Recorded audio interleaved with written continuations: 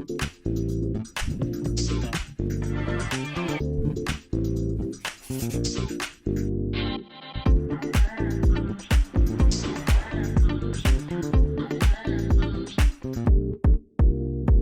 y'all, it's your girl Monét, and you're watching The Exchange Rate, a talk show that doubles as the official Derrick Barry Stan account.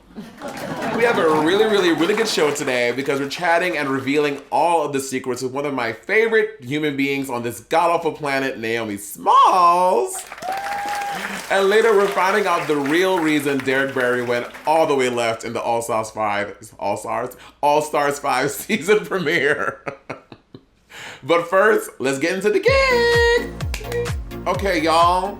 I mean, can we talk about this motherfucking unit, girl? Look at this hair, right? I'm like a cross between like a cheerleader and like the girl who's sucking off the football team.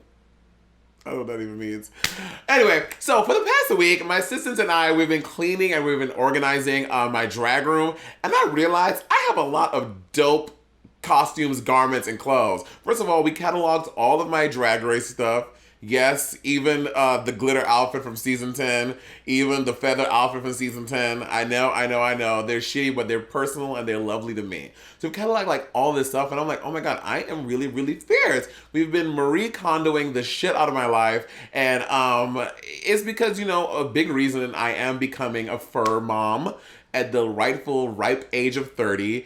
And I think just like, you know, a lot has to change, and I just want to just make sure that my little kitty feels nice at home, and it's just making my space just feel more, I don't know, I guess homey's a word. Bob thinks that I should move into my drag room because it's a little smaller than my bedroom. I make my drag room my bedroom. I'm like, I'm not doing that. I'm not gonna give my drag dominion over my home. Like, that's not cool. Drag queens need to learn to love themselves, and sometimes that means putting drag on the back burner a little bit so you can live your life as a fully fledged human being. I'm already in drag, sitting on my couch doing shows for y'all. I'm not gonna sacrifice my living quarters as well, okay? And it also made me realize how iconic a lot of my costume pieces were, because I thought I had lost it for a while. The sponge dress, Patty had lost it, and we couldn't find it anywhere, but we found the sponge gown and the sponge leotard, and going back, I can finally see how the sponge dress may have looked to some people as not being very cute, but I liked it, and a lot of pieces dropped off of it. So in some drag con or something, or maybe something at home, we can like package some pieces of the sponge and send it to y'all and auction it for charity. That might be a really good thing to do. Like, wouldn't you like to have a nice, dirty, smelly, mildewy piece of the sponge gown in your home as memorabilia of an iconic fashion moment in queer history? Yeah. So look out for that. We might do that. And yeah, but we're gonna get into the hot topics. I mean, the sponge dress broke records. It was iconic. It broke records. Patty's rolling his eyes. We don't pay attention to that. Another thing breaking records is the George Floyd GoFundMe. Now, I know this is the silver lining out of a very gruesome and tragic story, but this movement has catapulted change all over the globe, but especially in the Contadas, okay? It is setting records for the most donations ever. Before, the record was held by the wall that Trump was funding through GoFundMe, because nobody in the government was drinking that mess. But it has the highest number of individual donations at 500,000 and counting. As of the 9th, they raised $13,385,000. Okay, the initial goal was $1.5 million, so they have exceeded that by, how do you do times? By 13 times the amount they wanted. They have exceeded their expectations above and beyond. And yeah, it was launched on today, 2 weeks ago on May 27th, and it's a fund to cover like funeral costs, burial expenses, providing counseling for the family, paying for lodging and travel for the court proceedings, assisting the family as they seek justice for George, and a big portion is going to his kids to provide for their education for the future. So it's all, again, I know it's such a tragic story, but there is good coming out of George Floyd's death. And as people like are seeking news of the protest, Twitter is like blowing up. So if you are a betting man, if you like stocks, you might want to invest in Twitter because they have over 600,000 new people signing onto Twitter a week. Girl. Because, I mean, like it or not, social media these days, like, that is a reputable news source. Like, that's where a lot of people get the news on Facebook, on Twitter. I want to call Instagram a news source because that is a little weird, but Facebook and Twitter definitely is a lot of news is out there, so people are buying it at like record numbers. Some more achievements in just the 2 weeks, because again, that is a big thing that I think a lot of us get in our heads about. We're like, so we're gonna go march for 5 hours and walk over 100 blocks to this thing. Like, what is this all for? It seems, and a lot of it seems futile, but girl, big things are happening. Here's some more things that are happening. The Minneapolis votes to defund the police. The Confederate statues are being torn down worldwide. The one in, where was it? Bristol. The one in Bristol, bitch. All the people gathered by this lake, they put that rope around that statue. Is what? It was the English Channel. They were all gathered by a lake called the English Channel, and they tore that statue down and threw it in the river. And it was so good to see all these Brits just gathering around this water hole to like dismantle racism. Again, pulling a statue down is not dismantling racism, but it is a step in the right direction. And there are reforms in New York City. The NFL is finally admitting that they've bungled a lot of the protesters like Kaepernick who have taken the knee during the national anthem at football games. I mean, I remember like they were blackballing the shit out of Kaepernick after peacefully protesting.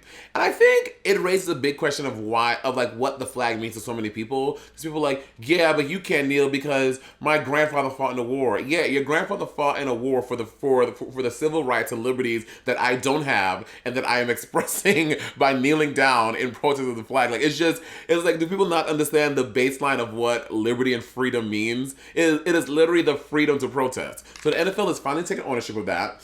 And you have to remember, the NFL is compromised by 70% black players. Okay? That is just about 3/4 of the players are black, but 97% of the owners are white. That is a huge disparity. That means that 3% of them are POCs. Not just black, not just Asian, not just a Latin, whatever. 3% is all of those things. That is huge. The NFL commissioner is Roger Goodell, and he issued a video apology saying that we were wrong in how they handled Colin Kaepernick's peaceful kneeling protests. And he goes on to say, without black football players, there would be no National Football League. 70% facts. We, the National Football League, condemn racism and the systemic oppression of black people. We, the National Football League, admit we were wrong for not listening to NFL players earlier and encourage all to speak out peacefully and protest. And I mean, it doesn't seem small. I think it's big, and I think that it is. Now, I don't think we should go around and clap for them and be like, yay, you admitted that you were wrong. No, show us, atone. Take a big, do some type of charity. Raise money for Black Lives Matter, for defunding police. Like, show us in your actions, not just in your words and your cute little Instagram videos. Because those are cute, but those expire after a while. We want to see actual action and how you are actually changing the community for the better. Also, NFL players are doing really powerful videos. The I Am George Floyd, Tamir Rife naming a lot of the victims of police brutality and violence. And the NFL is also using Instagram to highlight their black players and the white allies who are making donations. And again, that's cute, but the NFL, don't highlight people. You be the thing that we should be highlighting by donating your coins. Because, the NFL is a bitch, speaking of, I want me a baller. Could you imagine if I found this a big, beautiful basketball player? I mean, football player. I mean, honestly, I'll take any player. But baseball, basketball, football, soccer, whatever it is. But specifically an NFL player, because they're just so hefty. And, I'm a big lady. I want somebody to make me see... I'm a very big lady. I want somebody to make me feel soft and supple. Tried to do a hiding closet. It didn't quite work. But yeah, so NFL work. I am a little obsessed with quarterback Drew Brees from the New Orleans Saints This is what he had to say. Oh, I'm so mad. I love and respect my teammates. And again, this is not an old comment. He said this on June 3rd, aka 7 days ago. I love and respect my teammates, and I stand right there with them in regard to fighting for racial equality and justice. I also stand with my grandfathers who risked their lives for this country and countless other military men and women who do it on a daily basis. Again, yeah, there's a baby in my hallway. We're recording at home. Soak it up. And again, I just feel like this man whose grandfather was a vet is fighting for that freedom for us to do just that. Now, it goes to note that he apologized for his comments, and the black players went on TV to accept his apology, hoping to grow together as a team with heartfelt discussions. If I was a black player, I'd have been like,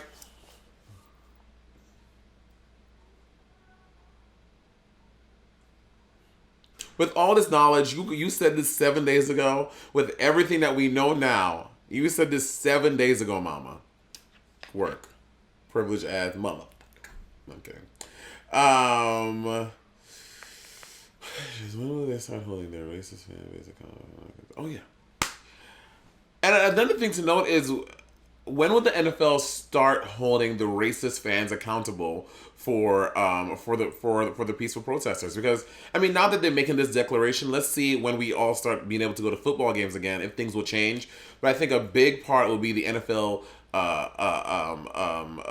shading the fans who get so irate about kneeling and peacefully protesting football. So TBD, we'll see how that works out. NFL, we watching.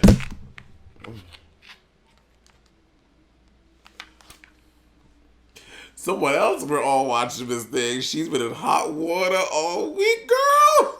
It's getting so good.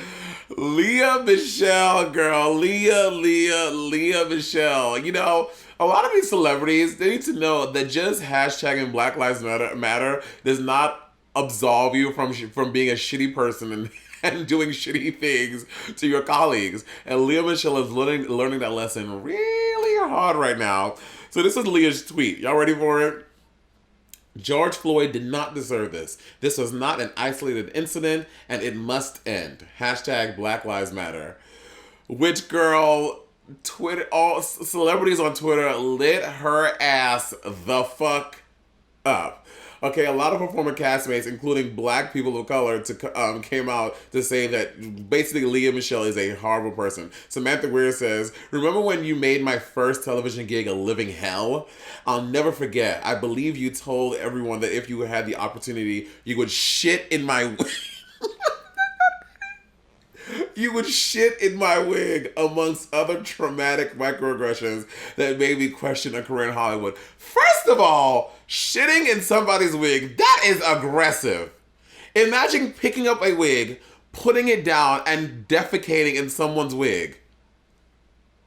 Like, I mean, that goes beyond calculated. That is just too much. Alex Newell replied with the the GIF Get Her Jade, and then Amber Riley, who was Mercedes Jones on Glee, she posted a GIF of herself sipping tea. Okay, let's talk about that really quick. When people post GIFs of themselves, like, obviously there are a lot of GIFs of me out there in the world. You're welcome. But using your own GIF, that is like, for some reason, it's like a double petty. It's like just using a regular one is fine, but when you use yourself, it's like, yeah, bitch. Like, I don't know, something about that just burns a little more to me. It has a little more sazon. So I'm all the way here for that with Mercedes Jones. And then this caused Leah, HelloFresh dropped their partnership with her. And after Samantha Weir's tweet, and of course, Leah Michelle went on her apology tour. Here she go. "One of the most important lessons of the last few weeks is that we need to take the time to listen and learn from other people's perspectives and any role we have played or anything we can do to help address the injustices that they face." You know, a big part of this is that when you see celebrities who have committed or when you see your friends or peers, in this instance, it's a famous person, supporting Black Lives Matter and doing all those things, it like triggers you because you remember all of like the shady microaggressions that they've done for you in the past. It's like, okay, you supporting Black Lives Matter, but what about that time you said that you wanted to punch me in the stomach and shit on my chest? You know what I mean? Like, it just triggers you, and I think that's what made Samantha go off. There's a whole slew of other Lea Michele aggressions. One, she did not invite the Spring Awakening understudies to the cast party. That's shady. Which, although she lived in New York City, it might have been a really small apartment. So, you know, that was one. She told a trans woman who didn't pass that she was in the wrong bathroom. Model Plastic Martyr. And this other one, I'm going to read it because they put it in the thing. But I'm like, girl, I'll let y'all decide. This is by Elizabeth Aldrich. I was Lea Michele's understudy in Ragtime. She was absolutely awful to me and ensemble. She demeaned the crew and threatened to have people fired if she was in any way displeased. I used to cry every night from the mean and manipulative things she would do. She was 12. She was terrifying. Okay, girl, 12 years old. I mean, you can't be mama. 12 years old. When I was 12 years old, I would cry because someone didn't invite me to play PlayStation at their house. That one is a little for me. But Candace Kane joined the party. She tweeted, ha ha ha. I guess a lot of us have a nightmare Lea Michele story. And Marty Gold Cummings says that he has some as well. So, I mean, Marty Gold Cummings said that they have some as well. So I guess Lea Michele is really out here pissing the kids off, girl. And they are letting her have it. I wonder, I mean, do you think have other things dropped her since this story is being played now? Is someone dropping her at this very moment? We'll see. You know, someone who I am not dropping are Ben and Jerry's. All right, they are seen to the dismantling of white supremacy, and it truly is the American dream. Okay. So the American dream because they have a flavor called American dream. Okay. The smart people got it. Yeah, Ben and Jerry's, girl, they're these two old white dudes. I believe they're from Vermont. They all, honestly, they look like Bernie Sanders' cousins. If you look it up, look at Ben and Jerry's. They look like Bernie Sanders' fam. They all look like kin. Anyway, Ben and Jerry's, they posted a really, really, really super duper powerful statement on a four-step plan to dismantle white supremacy. And these are the steps. Call on Trump and elected officials to condemn white supremacists and national groups. Call on Congress to pass H.R. 40, which is legislation that would commission a study on the effects of slavery and discrimination. Echo George Floyd's family a call for bipartisan legislation. Number 4, call on the Department of Justice to revamp its civil rights decision and reinstate policies rolled back under the Trump administration. Ben and Jerry's, they're not new. They're not just doing this so that y'all still buy the ice cream. They've been doing stuff. All right. Other causes they supported for climate change, they made a new flavor called Save Our Swirl. And in support of LGBTQ equality, they made I Do. You know, so that you and me and she and we and they and them, that we can all get married. So they're always on the forefront, and they put their money where their mouth is by supporting Black Lives Matter and equality. So Ben and Jerry, shout out to you. If you want to sponsor us, I hope you guys see this, and you can do so by sending me a month's supply of fudge brownie. What is it called? Chocolate fudge brownie? Chocolate fudge brownie ice cream. That is my favorite. I have not eaten it in quarantine because, you know. But I will, just to support my boys, Ben and Jerry. And by support, I mean them sending me some ice cream for free. And that's it. Oh. Yes, Miss Thing, I told y'all expose was coming back. A girl never not comes through on her word. Y'all know I stand Derrick, but I also had a lot to say about them other bitches. Take a look. God, I lost a fucking nail. Jesus Christ. Where is Patty? Hey y'all, what's good? What's popping? It's your girl Monét, and you're watching Expose. The series where I dish, dissect, and introspect episodes of All Stars right here on my channel. Now, of course, All Stars 4 was a little different because I was on that cast, but All Stars 5, I know a lot of these girls personally. Bob was over here making noise on purpose. That's not true. This is my entrance look from season 10. Now, I'm not wearing the All Stars 4 one because y'all are rude as hell. How did they champion? Girl, are you kidding me? Everyone said I'm cheap as hell. Monet, really? You want that into the workroom? Ew, gross. You're tacky. Like, all of that. Now you're fully about to say that about everyone's interest looks. Now you're fully about to drag everyone's interest looks. Well, I drug... I dragged everyone's interest looks the last video. So I'm not gonna do the interest looks and first impressions, but we did that last time because we had a little 10-minute sneak peek and we did that already. So if you want to see all my opinions of what the girls wore in the workroom, go back and watch the last video, linked in the description box below. And yeah, and of course I'm here with my lovely window. Oh, what's going on up there? Is that a protest? Black Lives Matter, bitch. Power to the people. I look so beautiful. Traction out the gate. Derrick Barry is laying into his India Farah. He is relentless.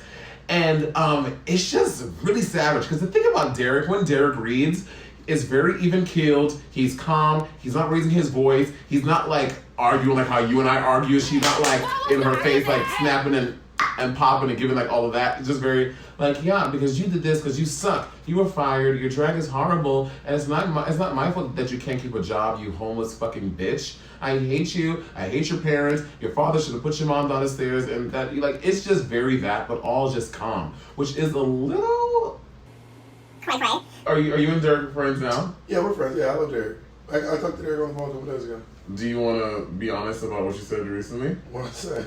Well, here's a screenshot of what Bob said about Derrick right here. The reading challenge. The reading challenge was good. And I'm sorry, I love Jujubee. Jujubee did a good job. She's really fucking funny. But Blair, to me, she owned that reading challenge, honey. She was quick. She was fun. And I think that's what I'm really vibing the most about Blair this season is that that is not the girl that I knew in season 10. Season 10, she used to just talk about her mom, talk about her family, talk about her town in Indiana. You were Team Blair? Yeah. Wait for the win.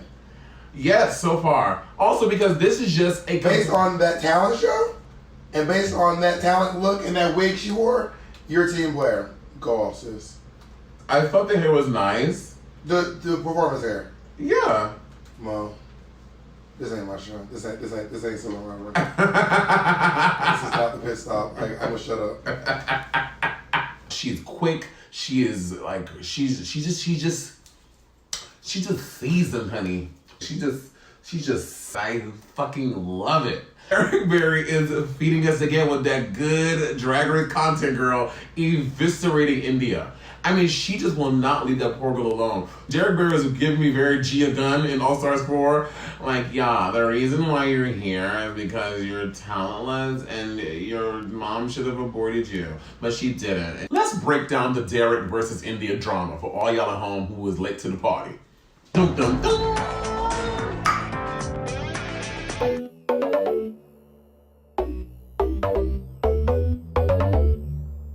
From Drag Race to magazine covers to international campaigns with luxury Italian brands, nothing about our first guest is in fact Smalls. You know what I'm saying?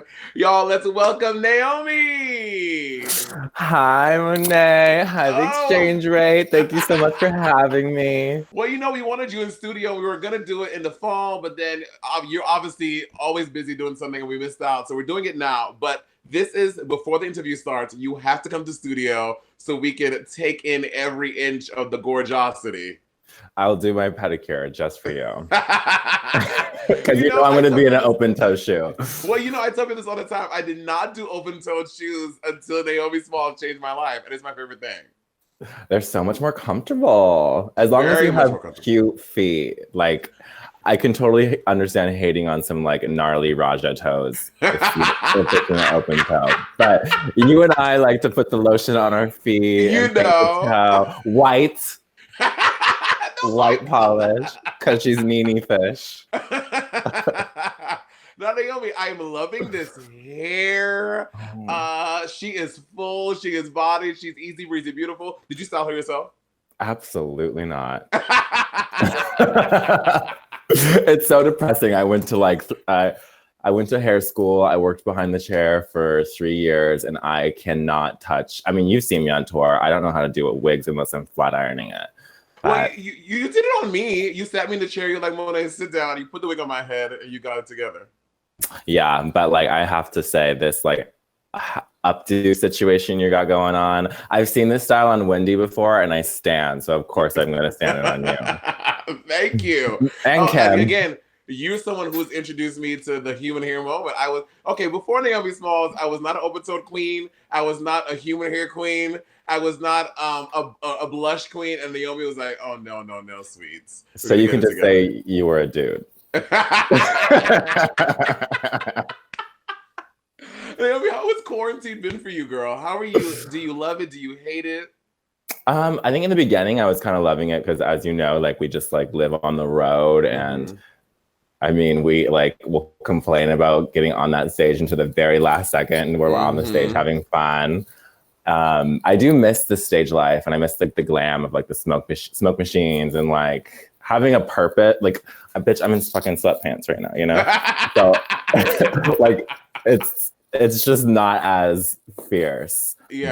But and it's like weird being alone because like you're just like with your own thoughts, and I kind of miss like taking on other people's emotional baggage that's just not my own. Yeah, well, you know what? That's a big part of being on stage, and you're coming from the Vegas show. You guys were what 5 nights a week, and living in Vegas. Did you hate it there, or were you like, it's pretty close to LA though?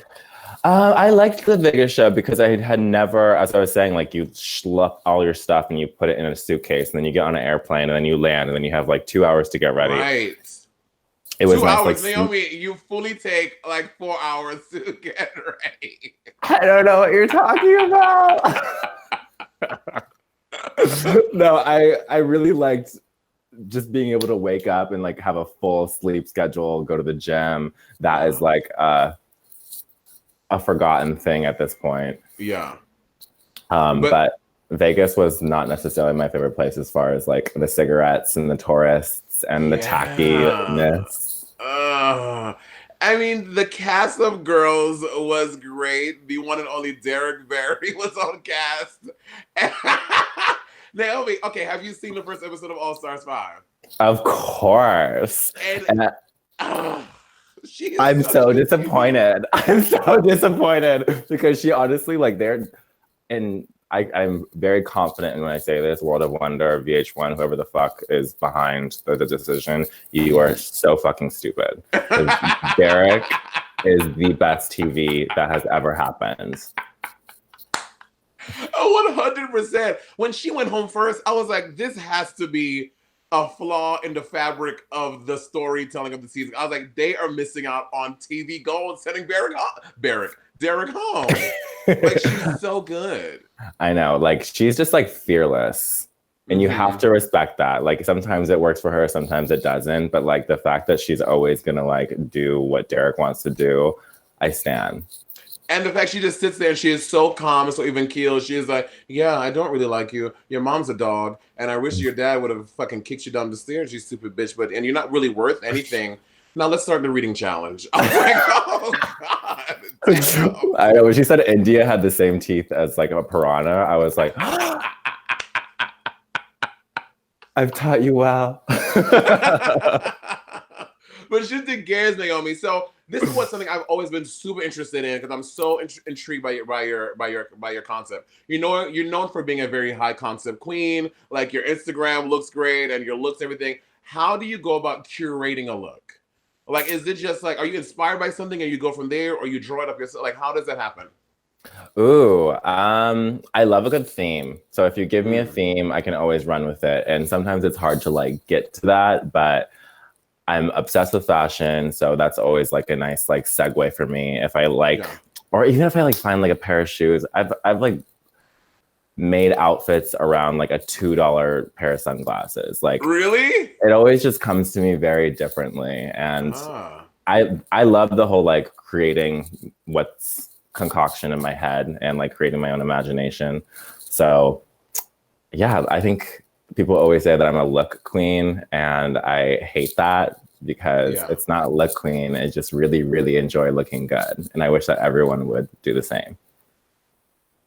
Well, it's also, you are someone, people say you look queen, but if they come to see a Work the World or Vegas, you're actually a really good performer too. And I think that's where people get fucked up. And even the girls in season 12, they're like, oh, I'm a look queen. I'm like, girl, don't pigeonhole yourself. Do the fucking thing. Like, let yourself play with all the cards.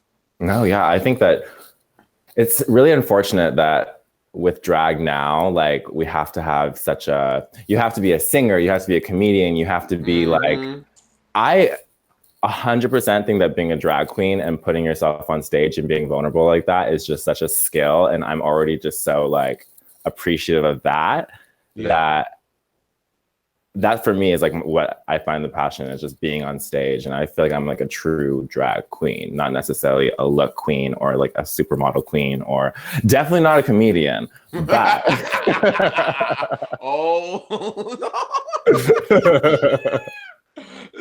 So All Stars 4 was my official love fest for Naomi Smalls. Is there anything that you regret about AS4, Naomi? Like anything that you truly regret about the experience? Oh, actually, and would you do it again? Oh, I would 1000% never put myself in a competition setting that is run by a production company. Absolutely no. Absolutely never again. But I had so much fun doing it. And I think that with season 8, as of course I didn't win, but my biggest like grateful takeaways was that I got to meet Bob and Kim. Mm-hmm. And I think for All Stars 4, I would say the same thing about you. You really just like let me be myself, and I just like fell in love with you, and I'm so proud of everything you've done. So even though I don't have a crown on my head, I definitely feel like I've left like my stamp on the Drag Race world. And 100%, girl, 150%. You know, I mean, again, luxury brands. I mean, you were on the Instagram page. Aquaria could never, okay? But she did walk for Fenty, so she's got that. She did walk for Fenty. She did. Yeah. Which, again, that is the thing. So we had this little Twitter beef, Yumi bot. Well, Naomi watches everyone beef about her, and she just sits on the sideline, sipping her Starbucks like, oh. And Kim posted that goddamn picture of you in the Savage lingerie, and it's like, how is this humanly possible for this bitch to look like this? Are you still a Savage ambassador, or what's the tea with that? I mean, I definitely don't have my Savage body anymore thanks to quarantine. But it was really nice, like, for all those people who were like laughing about the fact that only Naomi Smalls can be a bra and panty. Like, I got to shove that Fenty bra and panty paycheck down their throat. So that was nice for sure. And then, speaking of campaigns, Klarna. Okay, now I know Klarna, whatever, but you and Kim did the Klarna brunch. And Naomi, it was so funny because of all the Naomi-isms and you and Kim interacting. Can we maybe see more of that, or are you not moving that direction anymore? Oh, I mean, I'm like super excited to do anything with Kim, as you know. Yeah. Like, I feel like there's just like those people that like you're literally like sisters, and it's like kind of like la la la la, like all Drag Race girls are sisters or whatever. But like Kim to me is like someone who's just like, we are almost the same person, and I think that's like why it works. She's just like, oh wait, I think we broke up. Oh, okay, we're back. Okay, there we go. Okay, good. The fucking digital drag shit. I know. Oh, Naomi, I hate it. Hate it. And a little birdie had told me that there might be a Naomi Smalls Kimchi Chic Beauty product crossover. Are we gonna see a Naomi Smalls product on Kimchi Chic Beauty? Yes, I'm super excited to be part of the Kimchi Chic Beauty family.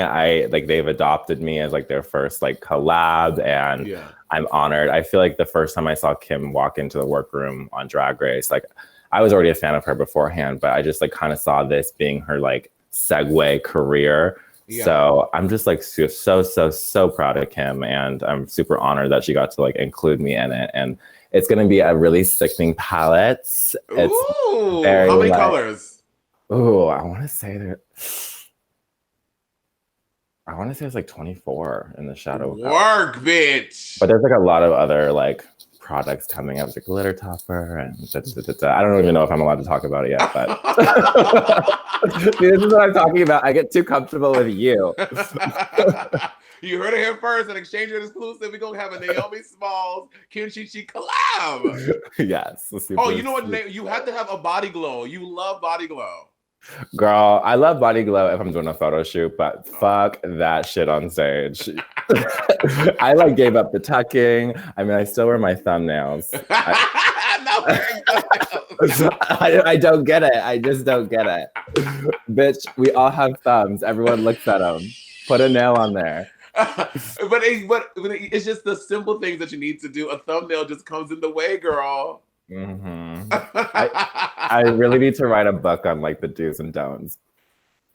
Naomi, we talked about this. Listen, y'all comment below. Shouldn't Naomi do the do's and don'ts of drag, like a fun coffee table book interspliced with fierce photo shoots? It will sell like hotcakes. Everything you fucking sell sells like hotcakes. Like, do it. Oh, yeah, I need to. It needs to have like legs that are like propped open to become another coffee table book, like Seinfeld. Yeah. Oh, word. Well, that's good. Mm-hmm. Just stealing other people's girl. references. So Nate, you had talked a little bit about doing a one-woman show. Are we gonna get a Naomi Smalls one-woman show in the future? I feel like every single fucking plan I've ever had with this thing, like something fucking happened. So of course, like, you know, the quarantine happened, but I'm trying to make it more of a digital thing. And I absolutely do miss the stage. I'm not comfortable though to be performing in front of my living room on Instagram Live. I'm just not that girl. Like, I don't have that cute of an apartment, and it's just not glam to me. So, do you miss the stage? I really do, girl. I miss the stage. You know, unfortunately, because you were doing Vegas, you didn't do the last leg of Work the World because tour is so fun. I mean, Kim is and Plastique a lot of fun too. But it's just not having Naomi Smalls. But, you know, I miss touring with people that you like working with. Because when you tour with bitches you don't fucking like, that is not the tea. And it's not fun whatsoever. Right. But, you know. We were so spoiled on Work the World because, like, it was literally, like, people we love. Like, it had you, Plastique, and Kim. Like, when is that ever going to happen again? Like never. You know? So it really, really bums me out. And, I hate group chats, but I love ours. You know, Bob talks about the secret queen group chats I'm a part of. I'm like, what are you talking about? I'm like, I don't know what you're talking about, girl. And us sending really shady pictures of Bob to each other because he's so busted.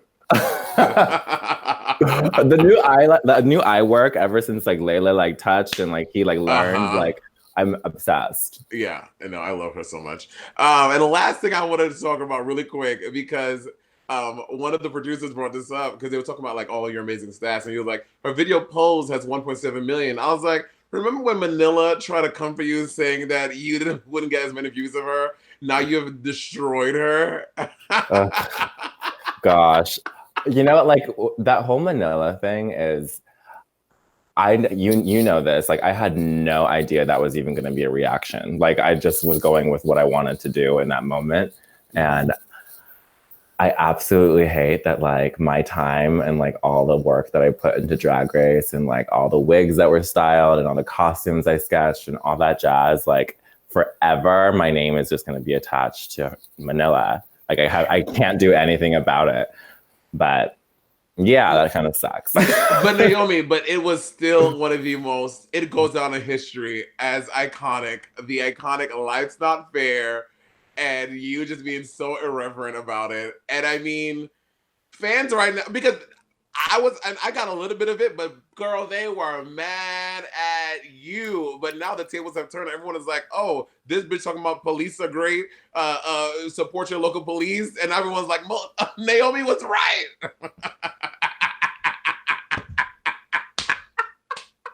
And you know what? I would do it again in a heartbeat. This is why I love you so much. I still get messages to this day talking about it, and like I love that I really made people feel something, and I hope that I also inspired other girls to like go in there and fight it for themselves and not worry about the fucking fans who are just hiding behind a private account. Down. Naomi Smalls, you are legitimately legendary. I fucking love you. Thank you so much for being a guest on the show. Thank you for letting this happen. It's so long we were trying to plan it out, and I'm happy we finally got it together. Thank you so much for having me. And I love you so much. I would love to. I will have my fucking shrimp cocktail feet in an open toe sandal right for you. They will be Jimmy Choo though. Thank you, Naomi. I love you so much. I love you, Monet. Mwah. Our next guest snatched my wig so fiercely on this last episode of All Stars. I am still recovering from the whiplash. Y'all make some noise for Derrick motherfucking Barry. Hi, Monet. How are you? Derrick, how are you, dear? I've realized that I'm kind of good. I'm liking what's circulating online, and I'm happy to set the truth free. And after a year of holding all these secrets, it's exciting to expose them. Oh, Derrick, I mean, you came in guns blazing. And I think what is so endearing and also charming is that you can tell it's coming from a very honest place. Mm-hmm. And you're like speaking your truth. And so that's why everyone is not like up in arms. Like, oh, Derrick is just being honest. Like, what is the tea with India? Like, why such the hostility? Oh my gosh! I mean, there's years to uncover. Where do I start? I think. Oh yeah, I didn't know it was like years. I think it pretty much started. The first thing I noticed was when I had left for season 8 to film, I had asked India to do some clothes for me, costumes for the show, and I didn't hear back from her, which was fine. And then when I had gotten back, there was a post made something about I know the cast of season 8, and let me just tell you, it's going to be a boring season. It's going to be a boring season. And she had done that with seasons prior with girls and talked about the show and all that, and I just never thought it would include me because I considered her a friend. And then very similar things happened when Farrah and Kimora were on the next season. I was seeing things circulate, but it really got personal when it involved Nebraska. And my whole thing is we are so lucky to be a part of this franchise. And when you are a Rue girl, you're held at a higher standard, period. You just are. And you should be, because we're ambassadors to the franchise that Rue has built with World of Wonder. And so for me to see a Rue girl come for another person that has not been on the show, Nebraska, when it's about a gig, you know what I mean? It's like there's so many bigger things you could be fighting in this world, but to come for someone new and up and coming, Nebraska had just been doing drag about a year at that point, and I just thought that it was not the way to conduct yourself when you are a Rue girl. And now going back into All Stars 5, a big part of towards your exit interview, you were saying how people just don't understand what you're trying to do, but in the beginning you were saying that coming in you were going to give different stuff and not just Britney, but you did a lot of Britney in All Stars 5. How do you reconcile those two, what seems like conflicting ideals for Derrick Barry? Well, the first thing is, and just like season 8, I had to go in as Britney because you never know when you're going to get sent home. You never know when you're going to land in the bottom.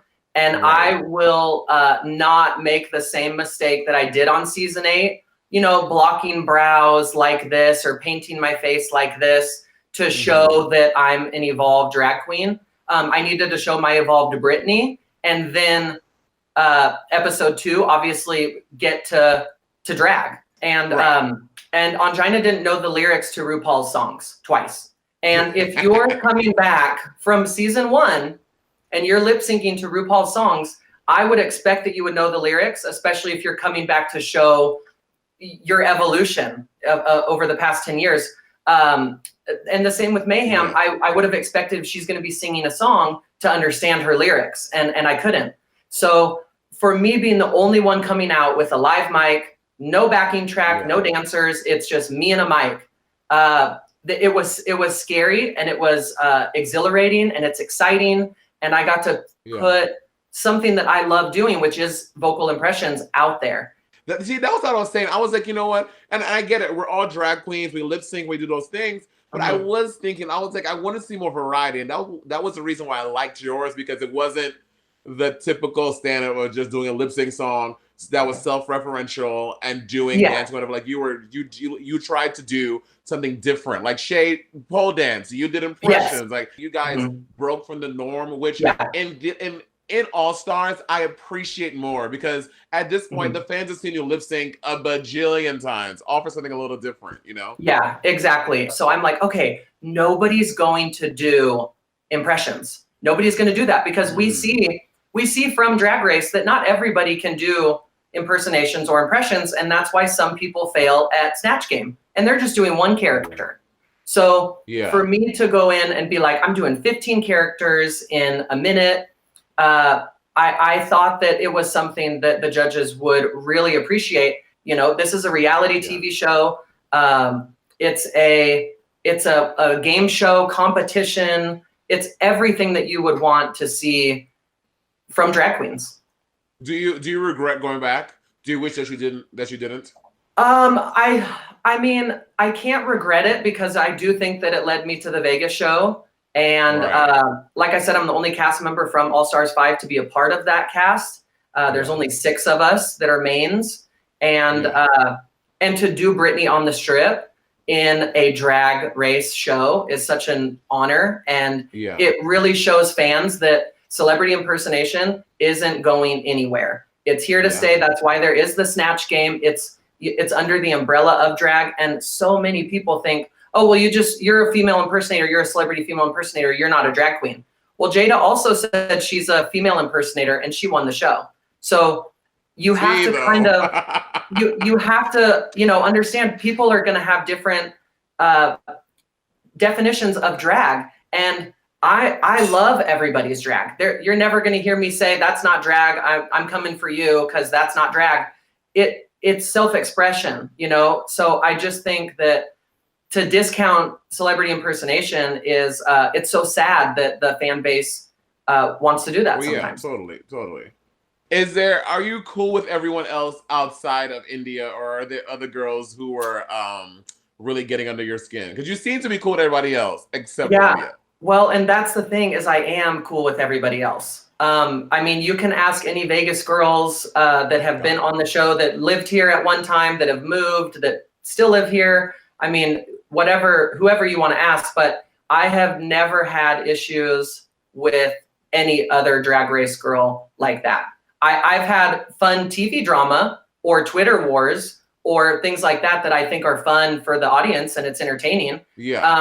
Because I watched Drag Race from the beginning and I grew up from 20 years old being backstage in a Vegas show with catty queens. And I applauded them and I'd laugh at them when they would have quick wit and come up with something like just in a snap and they had a read or a comeback. And so not everybody went through that with their drag families. And I got thrown into it. So I just learned from the best. What is next for Derrick Barry? What are we going to see next on the horizon? What is next? I'm really excited to get back to the Vegas show because we were only open for 6 weeks. I want to come see it, by the way. I want to come see it so bad. It looks so good. Yeah, you have to. I would love for you and Bob to come and maybe do like a podcast on the stage or something. I mean, I think that'd be so cute. The sky's the limit, and the Flamingo has been so welcoming to us. Other than that, I've always thought, okay, well, I want to show people more drag, but now I feel like I don't know if I need to because I love my drag is Britney inspired. It has kept me working for almost 20 years. It landed me on the Strip in 3 different shows, and I fly down from the ceiling now 4 stories, entering the stage as Britney with 6 backup dancers. So losing is the new winning. And I really do believe that. It really is. I mean, of course, I'd love to win the show. I'd love to win All Stars. But at the same time, I came back to Drag Race to create reality TV moments, not to get a crown. I mean, I'm already Yes, you definitely came through on that promise, Miss Derrick Barry. I love those characters. I think Tiffany New York Pollard is one of the most iconic reality television stars, and she speaks her mind. 100%. She absolutely is unapologetic. There are no regrets. I've watched her on every single show that she's been on, because for me, that is the queen of reality TV. And I've learned a lot from her on not holding back. And, you know, you can call me a lot of things, but fake will never be one of them, because I just, like I said, I'm too real to be fake with someone. Way too real. Oh, Derrick, you are, I can't even put it into words. You're just so, I guess the word is just so, is earnest the word, or it's just so honest? I just love it. You just laid out there, girl. You like, this is the tea. You went on TV. You said pretty much, I will let India know that she's a fat cunt. It was very that. It was very Gemma Collins. Yes, I'm Gemma. obsessed. She's so mean. Oh, she's so mean. Yeah. Derrick, listen, Bob and I definitely want to have you on the podcast. We spoke about it the other day. So I'll send you text messages. I'll DM you my number. We'll chat and we'll make that happen. Thank you so much for coming on the exchange rate. You're great. You're a diva. Thank you. Thank you for keeping drag out there. I'm just so proud of you, and thank you for everything that you're doing for the drag community. Of course, thank you, my dear. Be safe. Tell Nebraska I said, hey, girl. I will. Okay, bye, my love. Bye. And y'all, that's it. That is the show. Two great guests. Lots of talk, lots of shade. I stand Naomi. I love Derrick. And I hope y'all enjoyed the show. Keep up the good fight if you're still out there marching and protesting and demonstrating. And remember to always keep your currency in check. What a lady.